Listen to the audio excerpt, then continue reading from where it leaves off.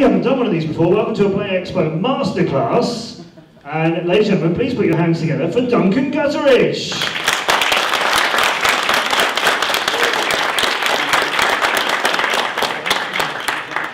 It's on, should be on. Thank you very much.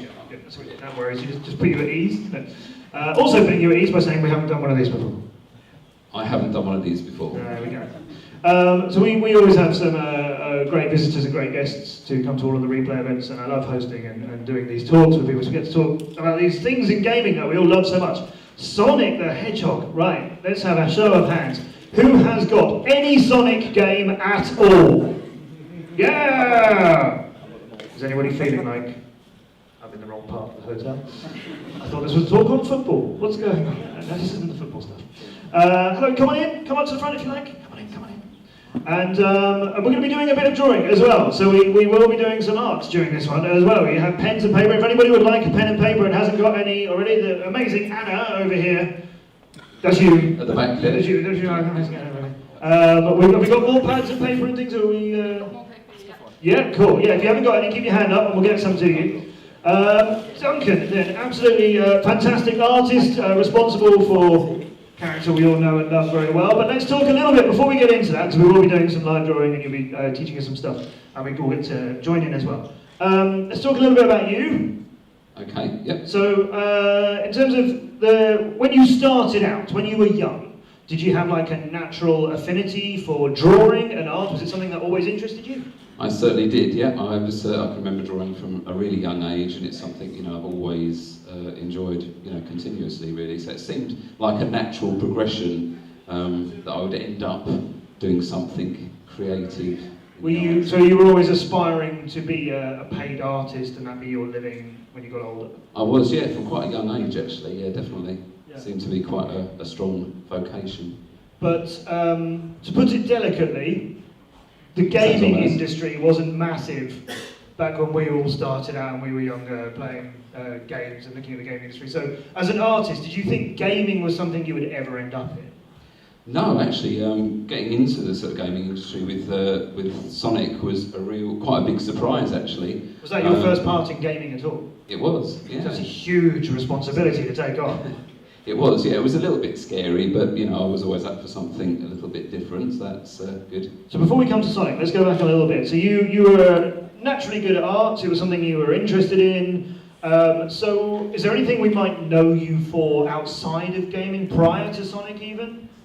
What sort of things did you work on? What were you doing as a living artist? As a living artist, I used to do a lot of publishing work in general publishing. So I used to work a lot for sort of mainstream publishers. I did sort of book jackets for things like Jeffrey Archer's books and things like that. So a range of those sorts of things.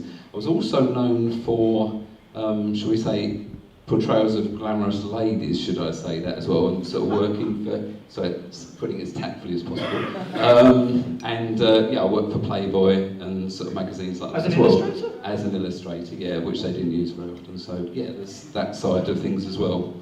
In fact, it was the realistic sort of airbrush illustrations that I was more known for that led me to do the Sonic work, actually, strangely enough. Playboy. Yes. Well, that's not something I expected to arise at any point. Sorry, I hope during this afternoon or any other gaming convention I work at. If I'm totally honest, it's taken a different turn for a Saturday afternoon. Okay, well that was just a very brief segue. Probably best left alone. But yes, that was. Okay, so you were working as an artist for a number of years for big names then. So you were well established. Yeah, reasonably well established. Yeah, publishers and things. So were you also a gamer? I wasn't actually, because back in the day, it would have been Mario and, there wasn't too much. I mean, on my extent with actual gaming itself, perhaps I feel I shouldn't be confessing this really in this environment, but would have been sort of spent in sort of pubs playing Space Invaders and things like that. So that's my sort of that's all right, isn't it? Gaming. Is that okay? Yeah, of course it is. You've seen our arcade hall. Yeah. That sort of thing. That's my background. Okay, so games were something you knew a little bit of, but not necessarily home consoles and the like. No, I didn't. But I was aware of Sonic, and obviously my kids actually at the time were more aware than I was, and they were sort of really excited when the prospect of doing the... So you had kids who were gamers, young gamers? Yeah, very young gamers. Did they have Sega stuff at home? Did you bought them anything? No, I think they used to actually play it around their mates mainly, because it was actually at the time there weren't that many around, you know, the sort of consoles around. So. Yeah, yeah. Do you want to put a year on any of this? Do you want to pin? And... Yeah, my first association with Sega was 92, so 1992. So that's like a year after the birth of Sonic, I believe, if my history is correct. Somebody can sounds about right. Is that right? Yeah, right. 25 years old this year? Yeah. That's it? Yeah. Cool, that's good. So how did Sega find you? How did Sonic find you? Right, good question actually. It was, my first contact actually was through an agency. So an agency saw my work. They had... In Playboy? No. No. That blue-haired model publishers. It reminds us of something. I should never have mentioned it. Forget Playboy. Other publishing stuff. Okay, quite. Other magazines are available. Yeah. Okay, but you were so you're working through an agency. I was, yeah. Okay. So do you know what it was that they saw? Serious question. Artwork. Do you know? I can't remember actually. At the time, we didn't have all the wonderful things you have nowadays, that sort of advertising work and promoting it online. It was all expensive publications which you had to put work in and hope that somebody would eventually look at them. Were you actively seeking, not drilling into Playboy? No. But were you known for doing realistic work as opposed to made-up characters? No, that's right, yeah. So my background was realistic work, illustration work, and primarily airbrush work. So that's something that I started airbrushing when I was about 17, and it was that style that the agency saw, and they could see how it could be used, or you know, for the purpose of working with Sega and Sonic, basically.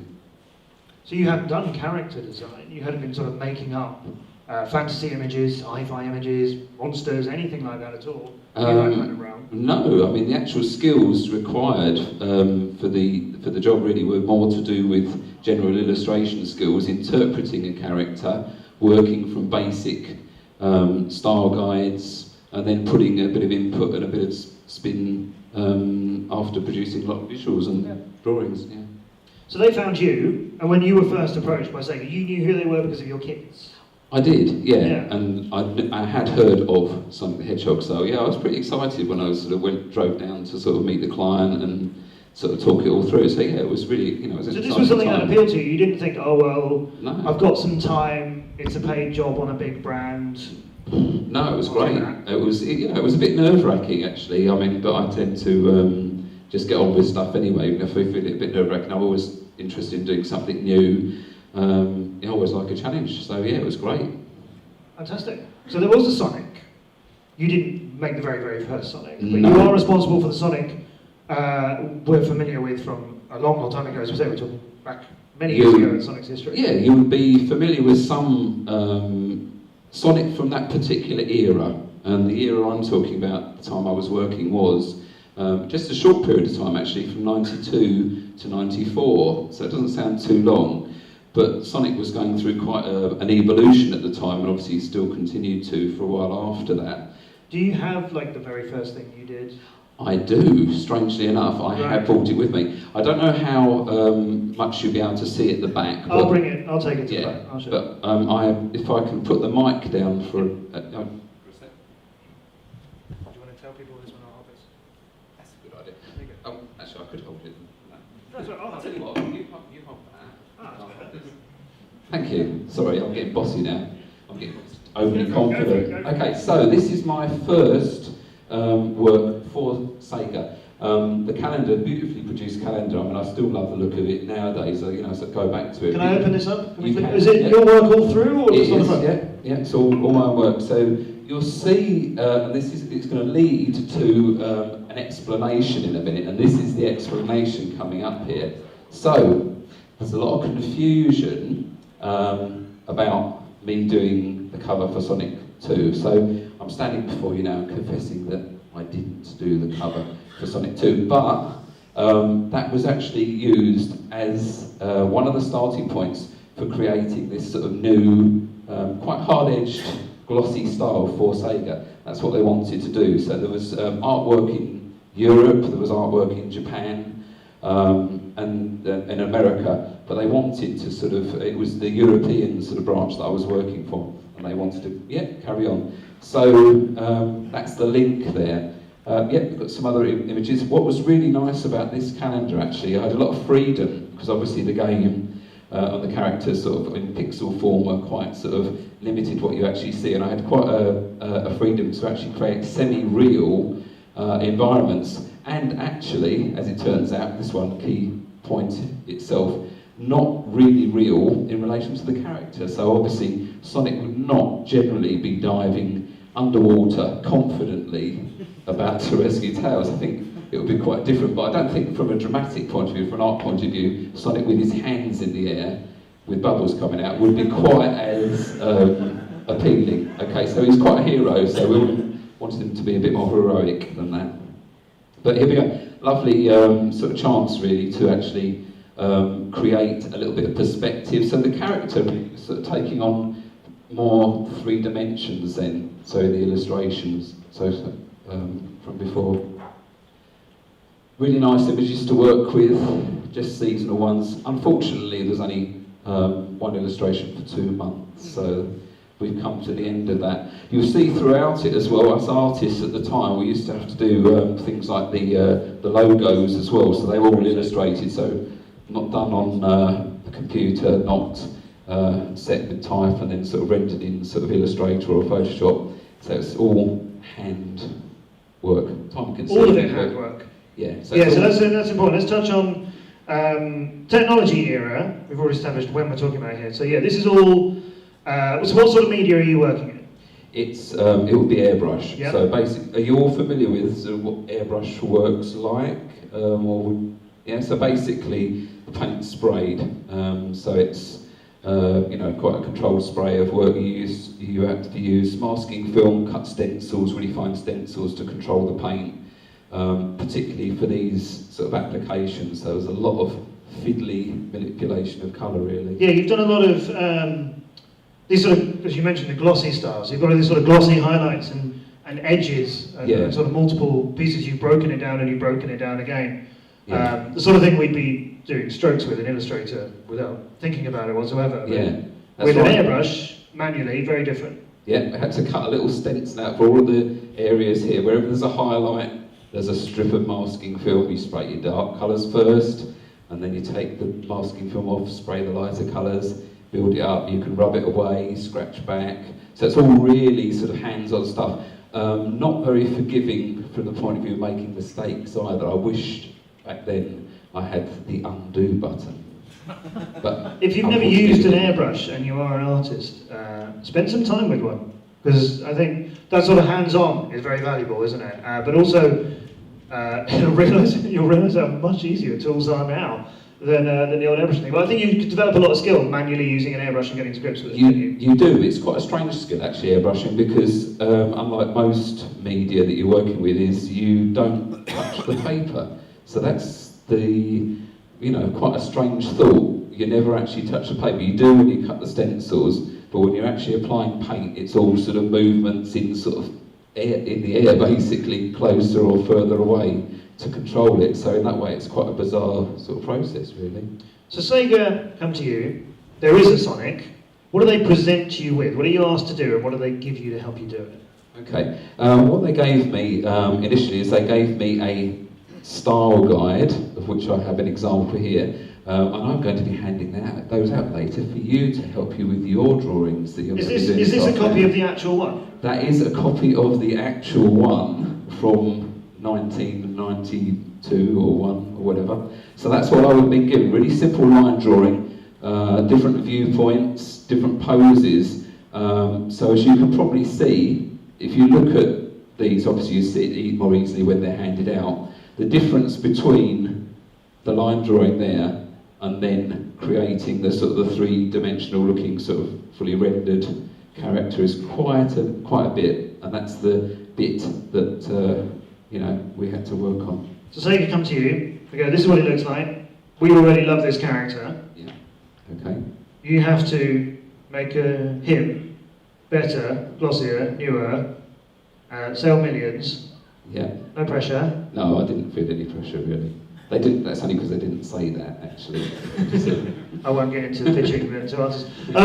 There was some pressure in this though, surely. You've There got was, kids who like Sega. They go around their friends' houses and play Sega games. None of this world is entirely new to you. You're not going, it's Sonic or something, I don't care. And then you realise it's massive. I did care. I did care. Yeah, of course you did. And was it really open? What did they want you to make this stuff for? Were they saying, right, it's posters and box art, or was it game characters for scanning or coding? What were all the elements that you were responsible for? That's a really good question. It was actually just an overview of the character, because they liked, and quite understandably so, they liked the rendering of Sonic on Sonic 2, which was done by a gentleman in America. So that was the sort of direction they wanted to sort of take elements of that. There's quite a contrast between his artwork and the artwork for Sonic 1. That was a lot flatter, simpler, and it didn't have that sort of three-dimensional quality. Was that because of the games? Was that because it was a character who was being developed from artist to artist to artist, so naturally they took a concept and then they changed it and then someone added to it and someone added to it? Or was it because they didn't want to make it too realistic because the games weren't of that visual quality yet because of the platforms? I think there was probably an element of using sort of artist license. I think they wanted to make him more appealing. At the time they didn't want to just depict him as he appears in the games. There was an element of imagination, an element of sort of placing him in some sort of real world as a physical sort of solid character. So I think that was the direction they were moving in. But a lot of process that it goes through before you get let loose on doing, the final sort of colour work. And then you spent a couple of years making the Sonic we know and love. Yeah, on and off really, yeah. I mean, the actual illustrations themselves for the calendar were done over a period of, I think it was only about 6 weeks, the first calendar. So, yeah, from start to finish. So, I think probably about 4 days per illustration for the coloured versions. And they're all really big, about A1 size. Are there other things, physical things, that people may have or certainly would have seen that you directly made? Like, this is your work. Okay. Yeah. Are there other things that we might have that is yours? There are, yeah. They use these artworks that you see here for some of the adventure books, the gaming books, covers of those.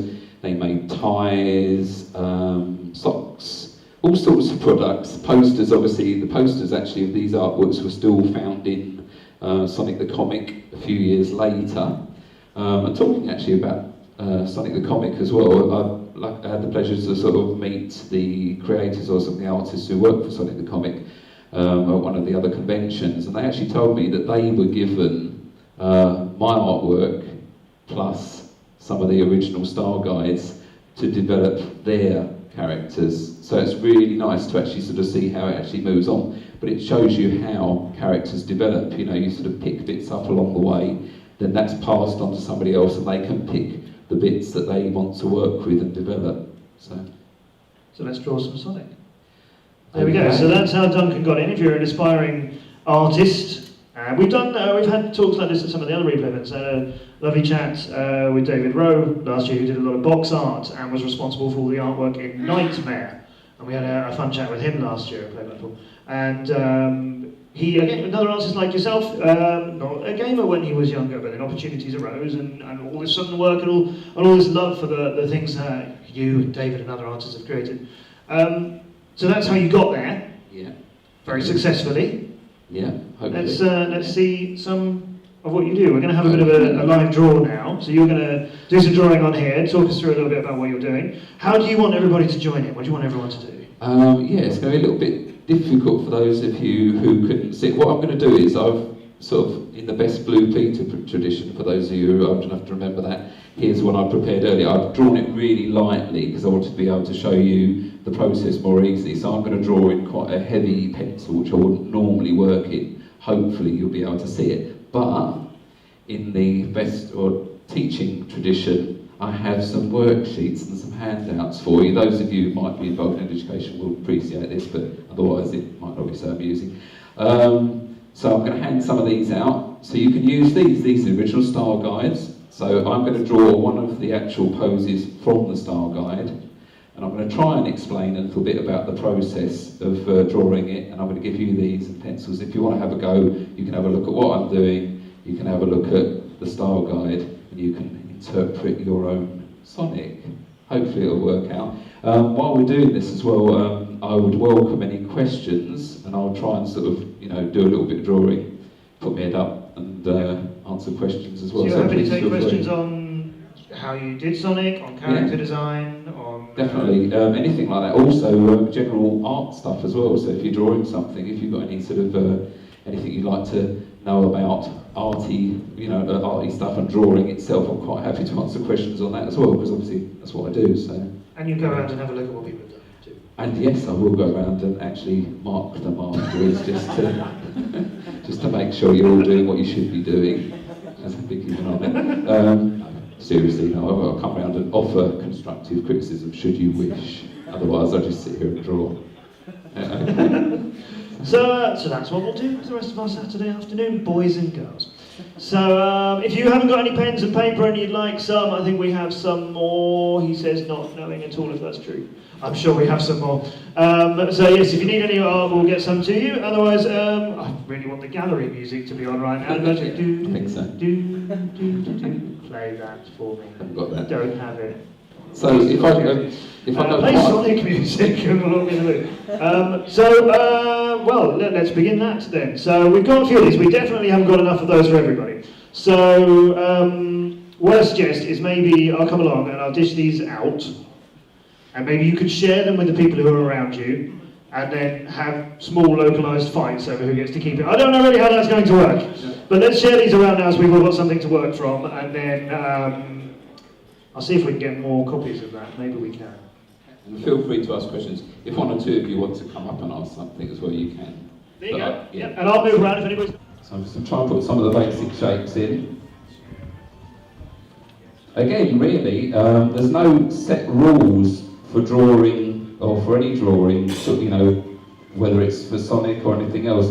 If you've got that style guide, one of the things you'll do as an artist is you'll start developing your own ways of working. So you might find it easier to draw the outside of the figure first. You might want to start with the eyes. You might want to start work from the centre and work outwards. It's not ideal, but there are no real rules when you're drawing. Let's see. So I'm just going to get these basic shapes in.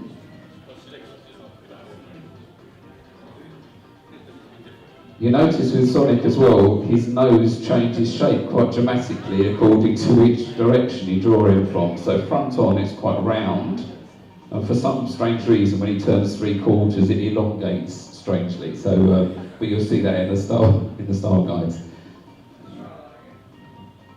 I hope this is making sense. So back of his the spike at the back there. I'm going to get up and move out your way in a minute. And see, just show you these basic lines. So again, I've done my fine lines which I'm making adjustments to, so if you were to see the paper close up, you'd see... Yeah, actually, yeah, please do. Yeah, you see all the mistakes.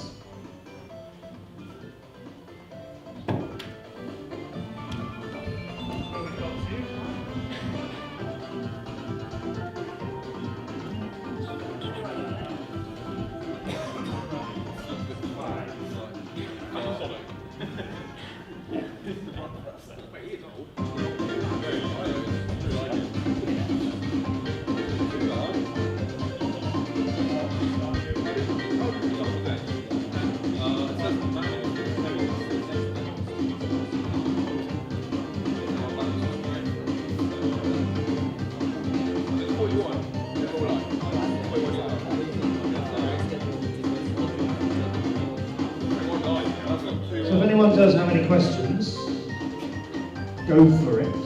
Give me a shout.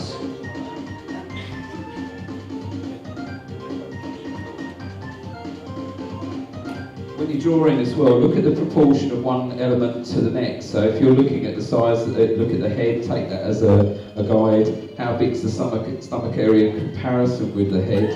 How wide are the arms? Are the arms roughly the same width as the head? I mean, I think I've actually drawn my arms in this drawing a little bit too wide actually for his head. But if you hope you'll forgive me. So I'm just looking at my own work there. I might have refined that if I looked at it again, just to make sure it was in proportion. But yeah, compare one part of the figure to another. So you turned this calendar around quite quickly. You said it was about 6 weeks, A1 pieces of art. We've got one image for every 2 months plus a cover. Yeah. Are you fast? Yeah, I do sort of work quite quickly, and that's just practice like anything else. Yeah, I mean, I think anybody would tell you, sort of in any sort of art situation, the more you do particular activity, sort of art-wise or technique, the quicker you become at it, and the more, hopefully more efficient as well. I know we're focusing on Sonic, but it would be silly not to ask. Are there other characters, any other gaming work that you did after this? I didn't do any other actual key characters. I mean, obviously Sonic himself and other Sonic-related characters. I drew Knuckles for the cover of Sonic 3. I did Sonic Triple Trouble as well. But I did other work for Sega as well, actually, subsequent to doing the Sega stuff. The Sonic stuff. I did Jurassic Park, sort of a cover for that. The actual poster for that. Apologies. The poster for Jurassic Park? Yes. No, not the film. No, nothing as grand as that. Sorry, it's another claim. I'm exaggerating here. No, it was the for Sega, for their game of Jurassic Park.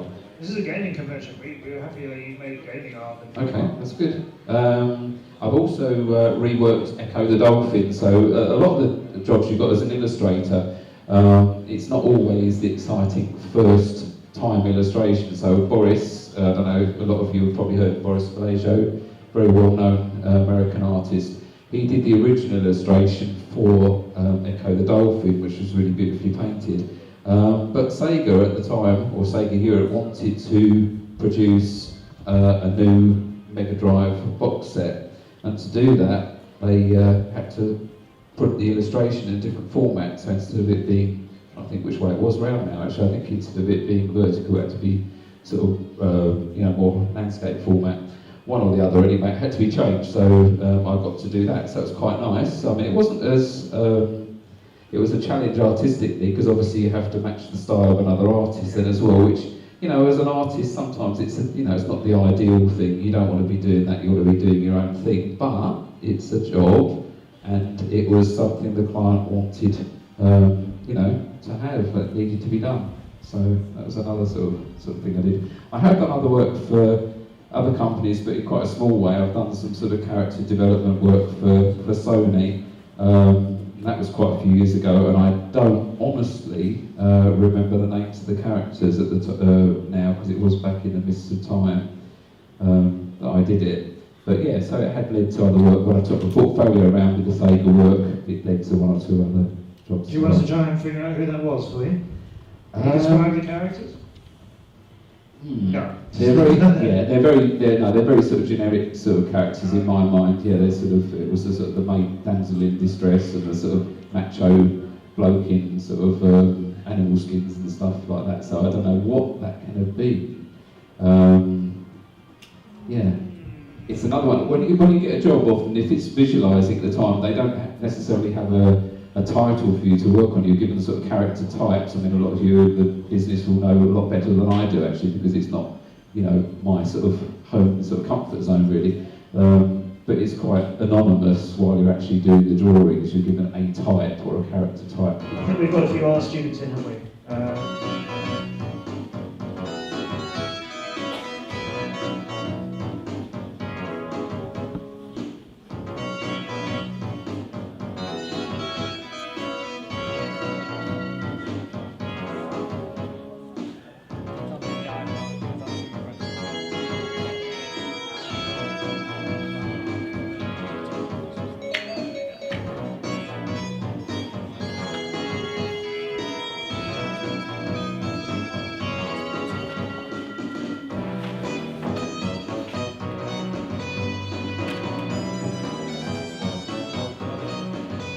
I almost forgot actually. If anybody wants to have a little look at this drawing later on, sort of closer up.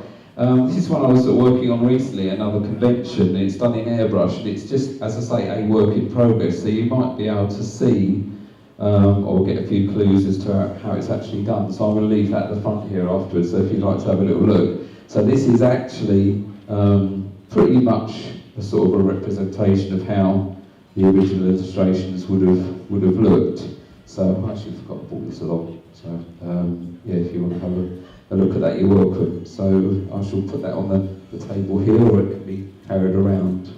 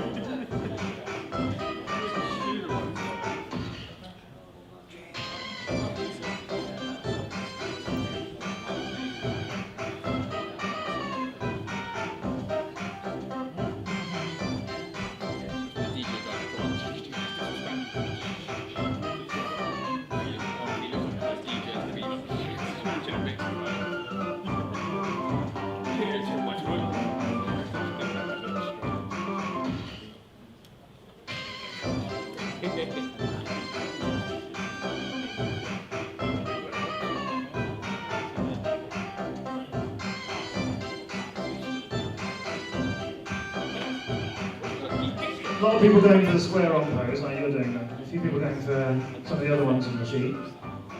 Nice work, everybody. You'll get to look around and have a look. Yeah, It's a pretty good one. I know you're interrupting you, carrying on. But tough.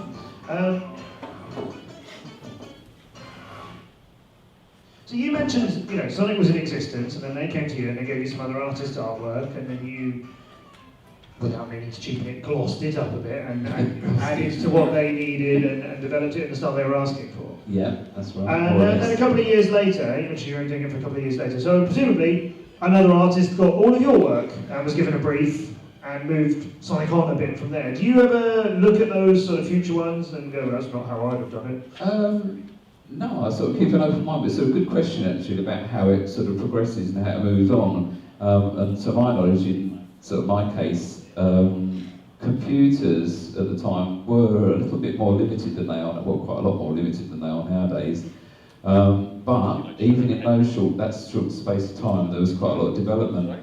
And Sega moved towards producing models of the characters, then shooting them, and then sort of scanning them in and sort of working from those. So it went through a sort of a digital sort of revolution really at that time. Do you do much digitally now? Are you still at heart, hands-on, hands-dirty medium sort of artist, or do you do much on computers and styluses and so on? I actually like a wide range of sort of media really. I mean, I'm sort of just like learning new stuff. I use digital media a lot because of the speed and the sort of, well, basically it helps as a professional if you can turn around things quicker, if you can sort of guarantee a sort of more fixed result. But I do always start with a pencil drawing of some sort, so there will be some... Always? Yeah, always, yeah. I don't like, even though obviously I work with a Wacom tablet, I haven't got anything as sort of flashy as a Cintiq or sort of drawing on the actual surface. So yeah, I like a pencil sketch. I like to work with a pencil sketch.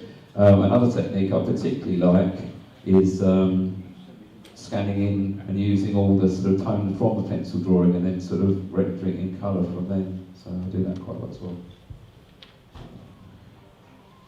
What software do you use to do that kind of thing?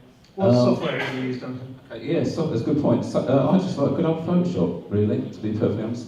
I find Photoshop more akin to drawing It's easier to sort of, change the sort of just the brush tools and things, sort of different thicknesses, different sort of effects to it. I don't like Illustrator as much, although it's a very practical program, simply because it's more mechanical. I think it's more of a sort of, it's just not got the feel of a drawing. And as I say, with Photoshop it's not quite the same, it's still better to have that sort of initial drawing.